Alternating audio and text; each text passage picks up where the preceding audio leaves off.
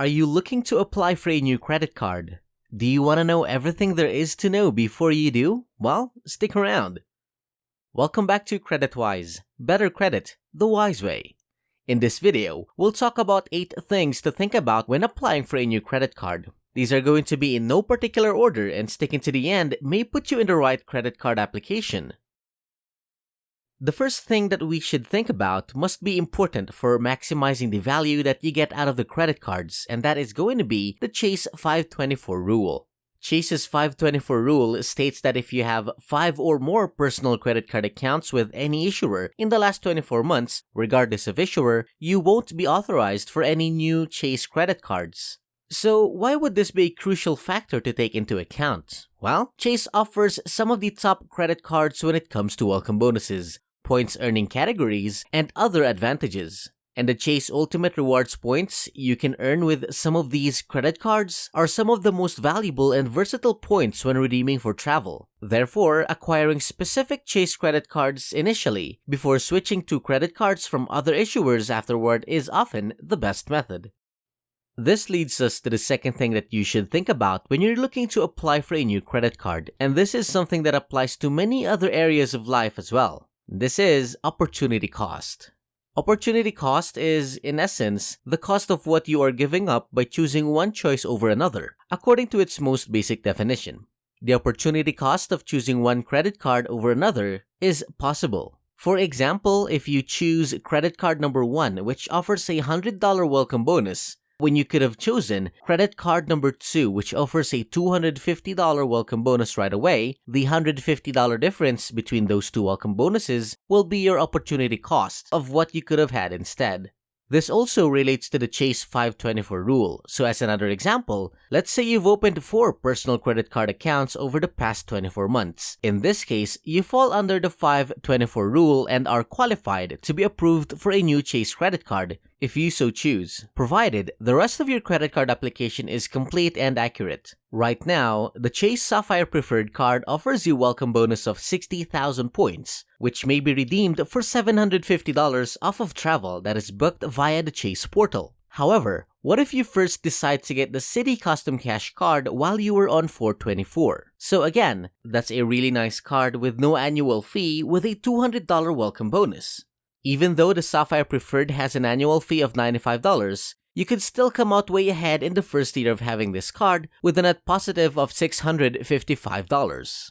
With 5 credit cards open during the previous 24 months as a result of acquiring the Custom Cash card first, you are now ineligible for the Sapphire Preferred card, the welcome bonus, and all of the points until you are once again exempt from the 524 restriction.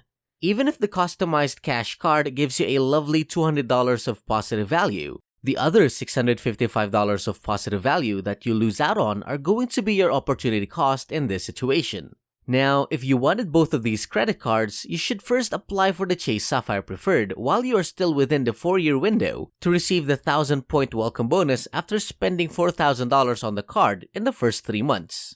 You would also have to pay the $95 annual fee for that card, but that's okay because once more, the net positive of that value is $655. Once you've taken care of the welcome bonus and all that, you should go ahead and apply for the new annual fee Custom Cash card so you can receive the $200 welcome bonus with that credit card. After that, you'll be at 524, which means you're once again over the 524 rule and won't be eligible to get approved for any new Chase credit cards until you're back under it. You may thus walk away with a net positive value of $855 overall by exercising patience and tactically considering the Chase 524 rule and opportunity cost, as opposed to only $200 if you had merely obtained the Citi Custom Cash card initially. So maybe everything makes sense, but remember to always look at the big picture when applying for a new credit card, and to always make sure you're receiving the best deal. The third thing that you might want to consider before applying for any new credit cards is the minimum spend requirement that many credit card issuers will require you to reach before you can receive a welcome bonus. Let's think about the minimum spend requirements in a couple of ways. First, are you currently working on any minimum spend requirements for any newer credit cards that you recently got? And if you do you still have a lot of spending that is left until you reach that requirement and get the welcome bonus? It's really important to think about the current minimum spend requirements that you might be working on at the moment, because what you'll see people do a lot of times is they'll apply for several credit cards at once or several credit cards over the course of just a few months. Then they're working on several minimum spend requirements at the same time. That can cause them to overspend, just because they don't want to leave all those high welcome bonuses of points or cashback on the table. The second way we should think about any minimum spend is, will we be able to reach that amount by spending organically within my everyday spending habits, or is the amount going to be difficult for us to reach? If you're working on one minimum spend requirement, then what you'll do is, you're going to wait until you're completely finished with that minimum spend, or at least almost completely finished before you apply for any newer credit cards that also have a minimum spend requirement.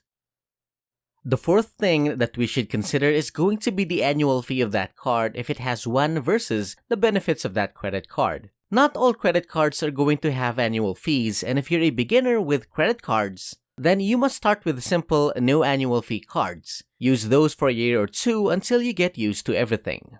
All of the perks of credit cards like sign-up bonuses, points, cashback, and so on should mostly come from your normal monthly spending. However, it is important to avoid overspending, which is why you should always stick to a budget. That way, you'll have a good idea of how much money you have coming in and going out, and your budget is the fifth thing you should think about when applying for a credit card. A budget will not only be important for ensuring that your credit card spending is in line with your expected monthly expenses, but it will also be beneficial for your overall financial health because it will compare your income and expenses, allowing you to determine whether your monthly cash flow is positive or negative. If your long-term objective is to develop wealth and achieve financial independence, your budget will take precedence over credit card spending to collect points for free trips and other perks. The sixth thing that we should consider with points versus cashback cards is that it is all a very personal thing, and it's just going to vary depending on each person's preference. Just make sure to ask yourself, what are you looking to get out of these credit cards? But most importantly of all, make sure that you're using your credit cards responsibly by paying them off on time and in full every single month. Those things are much more important than any points or cashback that you might earn. The seventh thing we should consider with a new credit card application is going to be your credit score. Instead of asking what credit score is required to be accepted for this card, we should ask what can we do to raise our credit score over the long term. This begins with paying your credit card statement amount in whole and on time each and every month, and maintaining a low credit utilization. By doing these steps, your credit score will improve, you'll avoid interest costs, and you won't have to worry about APRs and late fees since they won't be relevant. Finally, the eighth thing that we should think about when applying for a new credit card is going to be, when was my last credit card application? There's really no definitive answer here, and it all just depends on your own personal situation. The whole point here is just to be patient. There will be much wonderful credit card offers available, and some will come and go, but rushing through the whole procedure will not be your greatest option. If you're someone who is extremely involved in the credit card game and you're constantly getting new credit cards each year and churning through them, that's great if you can do it. But it's going to take a lot of time to research and find the best new offers. Plus, you're going to have to manage dozens of cards anyway. It's doable, but since time is such a valuable resource, you'd rather focus your efforts elsewhere. Circumstances are always different per person, but knowing more can definitely put you in the right spot. That's it again today from CreditWise. Better credit the wise way. If you want to learn more about your credit with tips and tricks, subscribe to the channel and we'll see you in the next video.